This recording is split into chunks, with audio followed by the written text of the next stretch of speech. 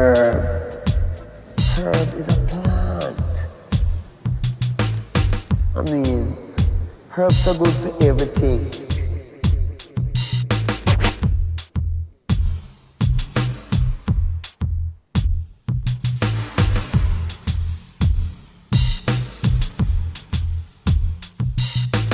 Herb.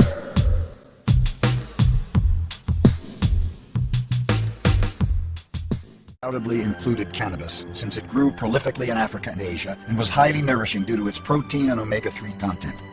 Marijuana may well have been the first cultivated plant. There's speculation that Stone Age man may have used the wild herb to speed up his language skills. The use of new tools, new materials, cave art, and musical instruments. What created this sudden improvement? Some scientists propose that marijuana could have opened the door to greater consciousness in Mesolithic man. New research suggests that the early humans who regularly consumed cannabis may have enhanced their brain functions and might have possibly triggered a great leap forward. But that's all conjecture. What we do know is that cannabis is still inspiring new discoveries and a deeper understanding of the nature of health and disease. This group of chemicals has significant anti-tumor properties. Cannabis kills cancer cells in many cases. They have anti-tumor effects. There's nothing else that impacts on so many of our illnesses. We know that it kills cancer cells without hurting the non-transformed cells. In recent years, the hemp plant has been proven to be anti-inflammatory, anti-spasmodic, and antibacterial. It can treat depression, traumatic stress syndrome, chronic pain, glaucoma, migraines, multiple sclerosis, Tourette's, nausea, and a host of other ailments without the unwanted side effects of pharmaceutical drugs. Historical evidence shows that the holy anointing oil used by Old Testament Hebrews contained cannabis extract. The early Christians used cannabis as part of their baptismal process. In the 1800s, medical journals published more than 100 articles on the therapeutic use of the drug, then known as cannabis indica, or Indian hemp. Cannabis was often prescribed by doctors and was part of every medical bag right through the early part of the century. It was a popular treatment for labor pains, asthma, rheumatism, and nervous disorders. It was even given to cranky babies to get them to stop crying. Queen Victoria, who lent her name to the repressive Victorian era, was also a bit of a pothead. The Queen found that cannabis was the only remedy that helped her painful menstrual cramps. Britannia could rule the waves a lot easier when she was high. But then the dark days for pot began in the early part of the 20th century, with the advent of chemically created drugs and an emerging profit-driven assembly line medical system. The new order didn't want competition, and cannabis was still preferred by many patients and doctors to the new miracle drugs, which were composed mainly of unnatural toxic substances. After lobbying by the pharmaceutical industry and fear-mongering misinformation by their donation-dependent allies in Congress, a federal law was passed in 1937 that prohibited doctors from prescribing pot in any circumstances under threat of prosecution, even though it was strongly opposed by the American Medical Association of its day. All cannabis products were removed from the U.S. Pharmacopoeia and the National Formulary by 1942. After alcohol was re-legalized, rather than go out of business, the massive bureaucracy of prohibition turned its operation to marijuana eradication. It was Harry Anslinger, who was a racist, who was the head of the Federal Narcotics Bureau. He had been a prohibitionist, and then when Prohibition ended, they gave him a new job, and he was in every president's government from Roosevelt to Kennedy. Harry Anslinger was concerned that the use of marijuana by black and Latino jazz musicians was going to lead to increased crime and increased mental illness in the United States. The Treasury Department intends to pursue a relentless warfare against the despicable, dope-peddling vulture who preys on the weakness of his fellow man. This war on cannabis lasted until just a few years ago, when states started passing their own medical marijuana initiatives in order to once again provide pot safely to patients. California was the first U.S. state to pass a medical marijuana law in 1996. The intent was to give relief to patients suffering from chronic pain, AIDS, cancer, and other illnesses. Since 1996, 13 other American states have passed similar compassionate use laws. 12 more have ballot measures or legislation pending.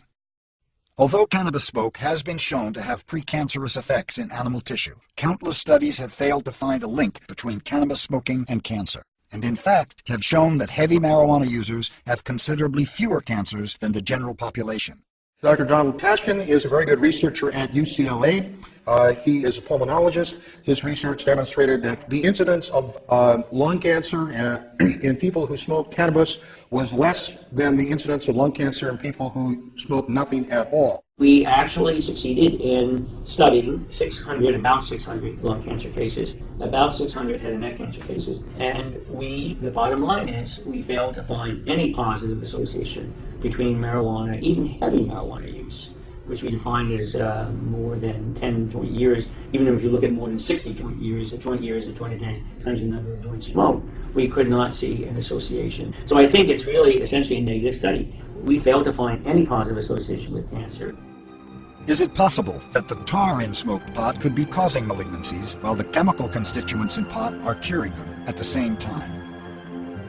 Although there's some concern that marijuana can exacerbate schizophrenia and psychosis in a few patients already suffering from these diseases, recent extensive studies in the UK have failed to support a causal relationship between marijuana and mental disorders. Many of the people who are sort of phobic about marijuana say that it leads to schizophrenia. And I think what we really know is that's not the case, that adolescents who seem to have a bit of a thought disorder, perhaps pre-schizophrenia, find that smoking marijuana helps their thought disorder. And therefore, you have more people who are schizophrenic who found that they can self-medicate with marijuana, and they smoke marijuana. It's not that marijuana is causing the schizophrenia, it's that these people have discovered this as a potential therapy for their disorder. It was only in the 1960s that fat-soluble THC was isolated from pot plants and declared the substance that got us high. The substances in the cannabis plant which are active are kind of fatty-like, lipid-like, and they're hard to work with. So it has been very hard for chemists to get a handle on these kind of substances. Therefore, it took until 1964 for Raphael Meshulam and his colleague Edry to discover the active compound in the cannabis plant, which they call then delta-9 tetrahydrocannabinol, or as we know it, THC. The compound that we isolated in 1964, tetrahydrocannabinol, THC, has been looked into in great depth. And indeed, for the next 20 years, people got to know a lot about the chemistry, a lot about the clinical effects, a lot about the biochemistry of THC. One thing was still unknown 20 years later. I'm speaking now, it's 1964, till the mid-80s, nothing was known about the mechanism. How does THC act in the body? Cannabis can affect memory and movement, but only temporarily. Though there have been reports of pot's negative effects on the heart and cardiovascular system, they are rare and not scientifically substantiated. Research has also shown that past claims of brain damage from cannabis fail to hold up under scientific scrutiny.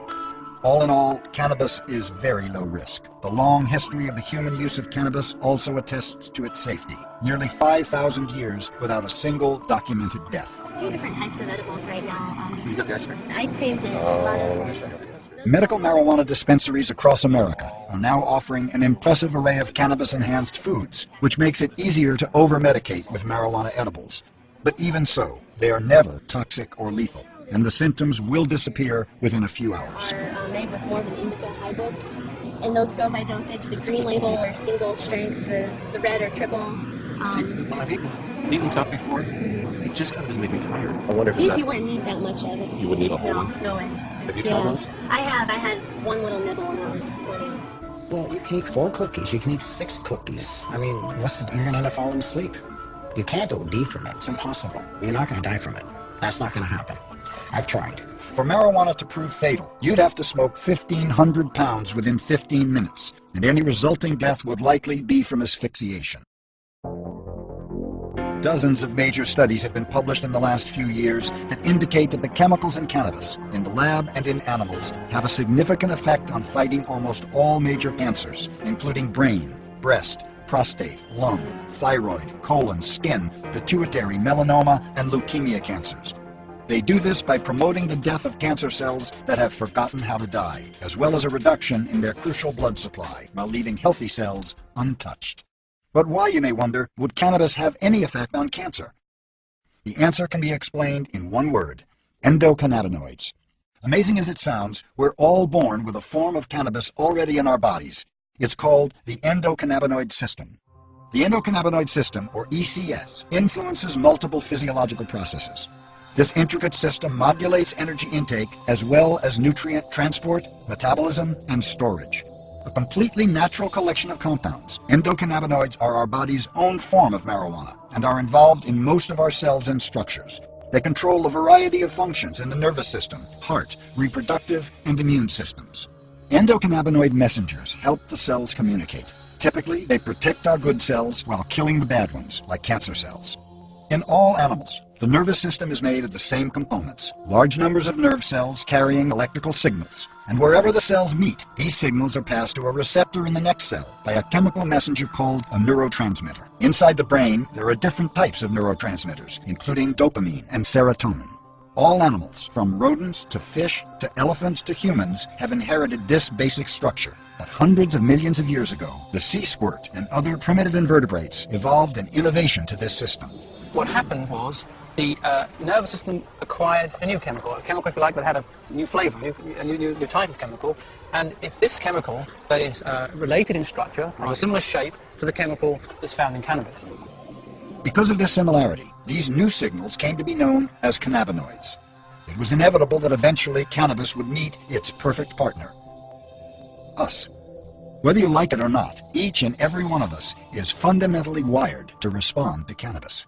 Now, receptors are not built in our brain or anywhere in our body, of course, or animal bodies, because there is a plant out there that will produce a compound that acts on them. That just doesn't work that way. Receptors are found in our body because we produce compound that will activate those receptors. So obviously we thought that there should be endogenous compounds which act on those receptors. The fact that there is a plant compound, the tetrahydrocannabinol, the THC, which acts on those receptors, is just a work of nature.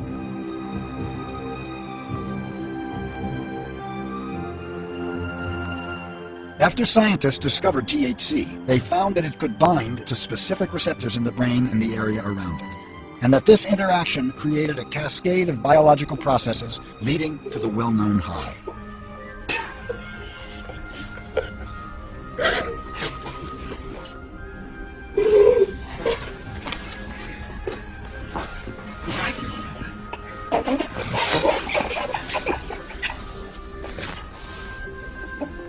What does it feel like? It looks very enjoyable. My God, it's fun. It's amazing. Amazing.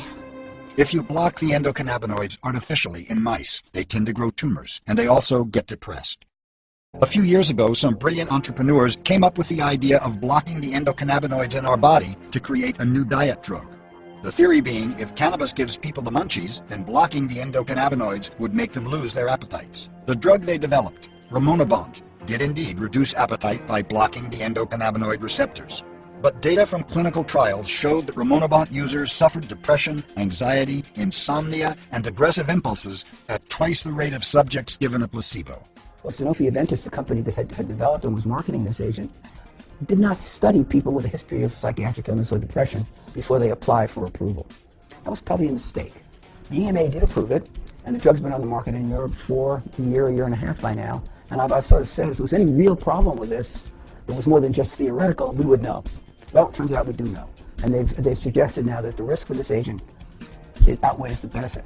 In one study, there were 5 suicides among Ramonabant users because, as they discovered, endocannabinoids are also mood regulators with the capacity to make us feel euphoric or, when blocked, depressed. Ramonabant was finally withdrawn from the market in 2008.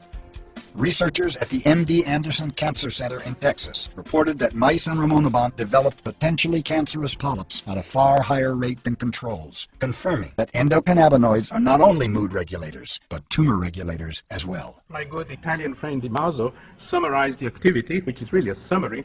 Says, well, what do the endocannabinoids do? They relax, help us eat, sleep, forget, and protect. Not remember, forget. And don't think that forgetting is less important than recalling. We should have a system to forget. Otherwise, well, if you wish, we can burst. If you go down a mall and see 1,000 faces, do you want to remember all of them? Of course not. What's especially fascinating is that while significant numbers of endocannabinoids are not normally found in breast and prostate cells, the homes for the 2 leading forms of cancer, it appears that large quantities show up only after normal cells begin to progress toward a state of uncontrolled growth, in a desperate attempt to restrain the tumorous invaders. The endocannabinoids already in our bodies did an efficient job for hundreds of thousands of years, working as tumor regulators, free radical scavengers, and anti-inflammatory agents. But then, once we entered the industrial age with all its pollution and chemical doctoring of food, the endocannabinoids became overwhelmed and couldn't keep up with the task of keeping us healthy and protected from toxins. Better public health helped us live longer. But unfortunately, human beings became inundated with the free radicals our bodies produce naturally by simply being alive, along with an unprecedented avalanche of carcinogens and contaminants, including pharmaceutical drugs. The endocannabinoids needed help. Enter cannabis. When marijuana is consumed and broken down into a collection of cannabinoid molecules, the THC and its sisters seek out and bind with the endocannabinoid receptors already inside us. Together, they give the body more ammunition against all of the diseases of modern times. And let me show you what we have. So this is an image from our subject from today. The receptors are highlighted in what color? In bright red. Well, any color that you see. And now a message from the American Marijuana Growers Association.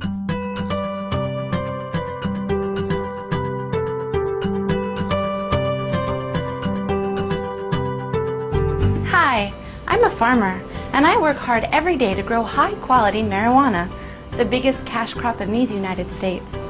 I'd like to thank you for your support of U.S. marijuana policy. Because marijuana is illegal, I don't have to pay taxes. Even better, prohibition leads to artificially inflated prices, which means a better quality of life for me and my family, as long as I don't get caught. Just as importantly, your tax dollars support thousands of U.S. agents who work tirelessly to keep low-grade, foreign marijuana out of our country. So thank you, America. And remember, whether you're nauseated from chemotherapy or just in the mood for a nice cool buzz, choose the best pot in the world, American homegrown.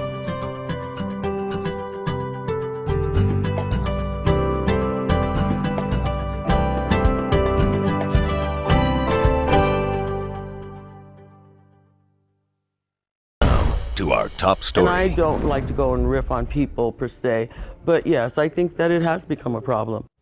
Oregon's medical marijuana program under fire for those just using it as a way to smoke and sell pot legally.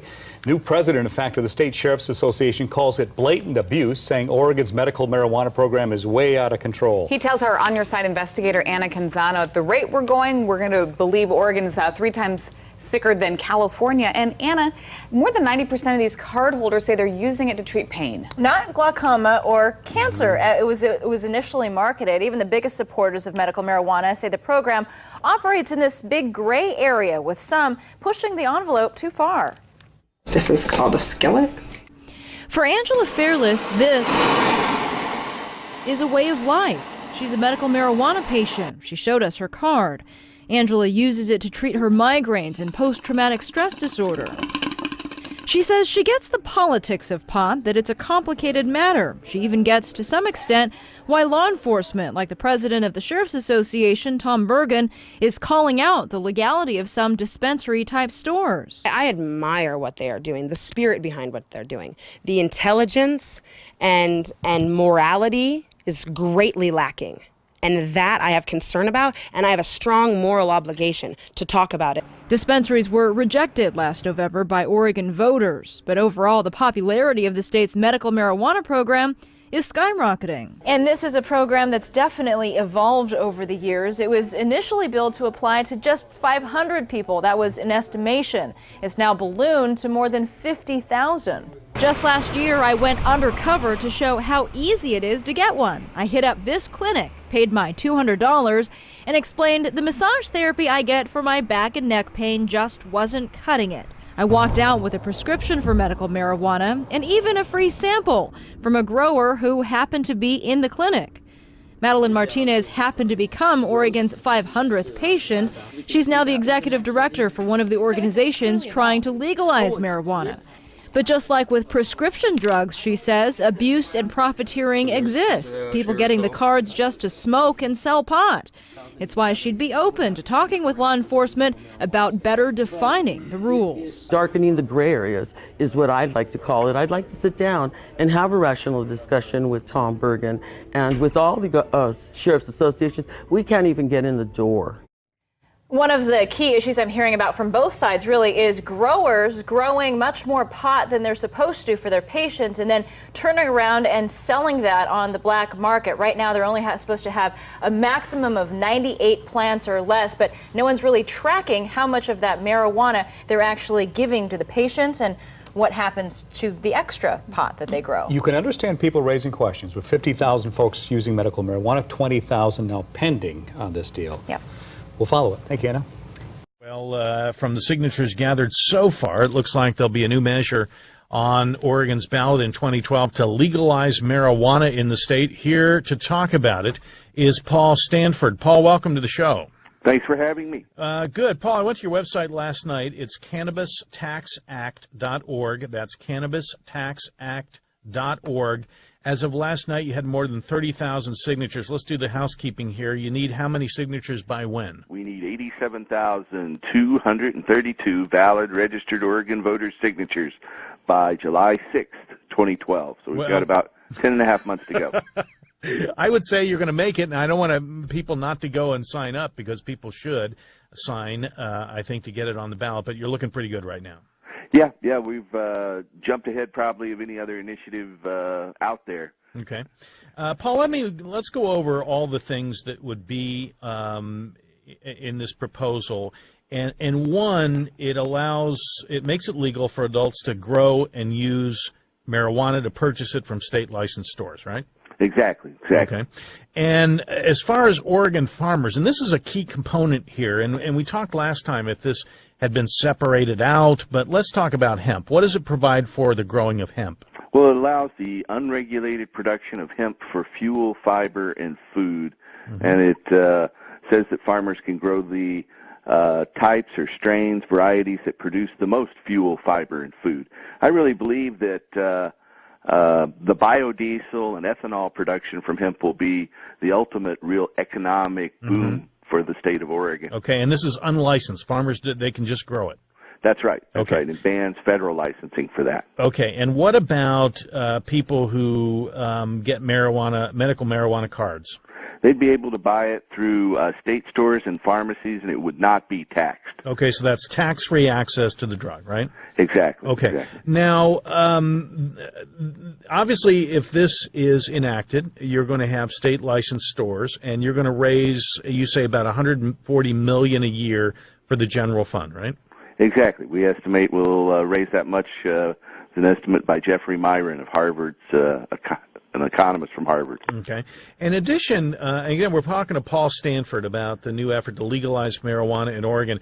If you want to get in on signing the petition or learn more, cannabistaxact.org. That's cannabistaxact.org. You also, at the website, talk about an additional savings of $61 million. And how do you come up with that figure? Well, that'll be allow law enforcement and the courts and other law enforcement, public safety agencies to focus on real crime, so they won't be arresting people and putting them in jail and parole and probation violations for possession and use of marijuana. And so the public safety aspect of it is enormous. It will allow the courts to put criminals away instead of nonviolent marijuana offenders. Right. You know, we've talked on the show over the years about mentally ill people caught up in detention system and correction systems when they need to be getting health care. This can alleviate all kinds of pressure valves for us. That's right. You know, I think that a lot of folks are using cannabis for psychological issues, and so they won't be thrown in jail for a probation or parole violation. Now, Paul Stanford with us, cannabistaxact.org. Paul, where would the money go? You mentioned general fund, and that's about, what, 90%? 90% would go to the state general fund, 7% would go to drug treatment programs for addicts and alcoholics who are currently turned away. 2% would go to promote hemp biodiesel and biofuels, hemp food and fiber crops, and then 1% would go for a realistic drug education program for kids in school. Right. I guess my biggest question, Paul, is, you know, everyone's going to compare this to what happened last year with the medical marijuana initiative. 56% voted against it. What did you take from that loss last year, and how do you analyze it going forward with this, which is completely different? Well, a lot of the folks who opposed last year's medical marijuana dispensary initiative said that we should be having the debate about completely legalizing cannabis. The Oregonian editorialized that way, and we are trying to do that. We'll have a realistic debate about how marijuana is much safer than alcohol. We'll see a drop in the use of alcohol, and see dramatically increased public safety, I believe, when marijuana is legally regulated. Our guest, Paul Stanford, the new effort to get a measure on the ballot next year, has about 30,000 signatures so far, and the deadline is July 6, 2012. And what is the goal, 80-some? We need 87,000 valid signatures. So you got to get a lot more than than about that. 130,000. Okay. So now we have about a quarter of the signatures we need. Okay. If you want to add your name or learn more, cannabistaxact.org. Paul, one of the questions often is, what about federal laws versus state laws? You know, our proposal is the only model for cannabis regulation that directly addresses that. We have the first third of the text are findings by the people for the federal courts so that cannabis law will be upheld upon passage. And we also implement a system of controls that's mandated by international treaties. And so by complying with the international treaties in place and having these findings by the people regarding the constitutional and legal issues surrounding cannabis prohibition, we designed the bill specifically to be upheld in federal court. Mm-hmm. You know, if I recall, Paul, last year, I think Tom Potter was a former official who supported the medical marijuana measure. But you don't see a lot of state officials or office holders getting behind something like this. Is this a case where, in your opinion, people are leading? Is it just people, they think that, not to use this word on purpose, but do you think it's toxic for politicians? No, I don't think so at all. I think it would be a benefit for politicians. There's new polling that shows that about 56% of the people support legalizing marijuana here in Oregon and the West Coast. We've seen a sea change, and as we allow greater social liberties for marriage vows, and we think that the time has come for marijuana regulation. Yeah, I really find the hemp aspect of it fascinating, especially biofuels, and I think you would get a lot less opposition if you took the hemp factor out, but putting it in strengthens the argument, in my opinion. Paul, thanks so much. Thanks for having me. All right. Paul Stanford, our guest. New effort to legalize marijuana in Oregon, cannabistaxact.org.